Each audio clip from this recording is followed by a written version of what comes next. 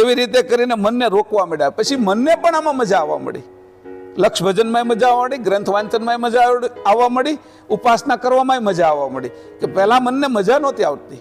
શરૂઆત હોય ને તો બધાને જુદી જુદી રીતે, તો મનને કંટ્રોલ કરવું પડે, રોકવું પડે.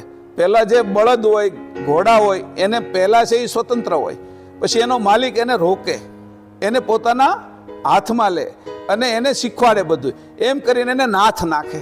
નાથ એટલે એની જે પેલી દોરી હોય એ નાકની અંદર નાખી અને પછી એને કંટ્રોલ કરે. એવી રીતે આપણે બધાને બે નાકની અંદર દોરી નાખેલી છે અને કંટ્રોલ કરેલા છે. એ કોની કરેલા છે? પરમાત્માએ. જે કેવલ કહેવાય છે એની જે નીચેનું જે સંચાલન કરી રહ્યા છે એની આ પ્રણવ દ્વારા આપણે રોકેલા છે, એને નાથ કીધા. અને આ કેવલ કરતા તો નાથનાય નાથ છે એવું લખેલું છે ગ્રંથની અંદર, તમે વાંચજો.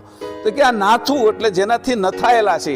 તો શ્વાસ જો આપણો ન ચાલે તો આપણે જીવી ન શકીએ. શ્વાસ ઓછો ચાલે, એમાં ઓક્સિજન ઓછો આવે તોય આપણે દવાખાને જવું પડે છે.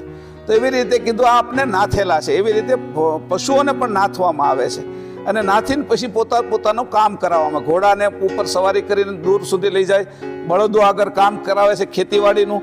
એવી રીતે બધાને નાથેલા હોય છે. એવી રીતે કીધું કે નાથવા કેને? હવે આ છે તમે કીધું કે પશુઓને નાથવા માટે તો દોરી છે, આ શરીરને નાથવા માટે તો છે એ શ્વાસોશ્વાસ છે. પણ મનને કેવી રીતે નાથવું, મનને કેવી રીતે રોકવું? તેને કીધું કે મનને આ પ્રાણ સાથે મન પણ જોડાયેલું છે. જે રીતે પ્રાણ સાથે શરીર જોડાયેલું છે, તો મન ઉપર તારે કંટ્રોલ કરવો હોય તો પ્રાણને તારે જોવો પડે.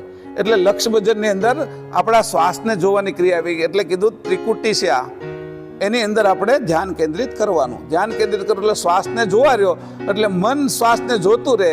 મન શ્વાસને જોતું રહે એટલે બહાર ભટકવાનું બંધ કરે. પાછું જશે ખરું, પાછું અહીંયા લાવી નાખવાનું. થોડી વાર થાય ને ત્યાં પાછું ભયું જાય. નાનું છોકરું આપણે લઈને આવીને ત્યાં એ દોડીને પાછું ભયું જાય. એવી રીતે મન છે ને એ ભાગ્યા જ કરે. એટલે અહીંયા કીધું કરે ચિત્તવાને ચિત્ત નિત્ય મને રોકી. અને જે ચિંતવન કરવું છે, ચિંતવન કરવું છે, એ કોનું કરવું? કે ચેતન વસ્તુનું, જે મૂળ વસ્તુ છે, જેની આ જગત બનાવ્યું છે, જે મારું શરીર ચલાવે છે, મને ઉઠાડે છે, મને ખવડાવીને ખાવાનું ભૂખ લગાડે છે, ખાધા પછી એને પચાવે છે, એ બધું જ જે કરી રહ્યો છે એનું મારે ચિંતવન કરવું.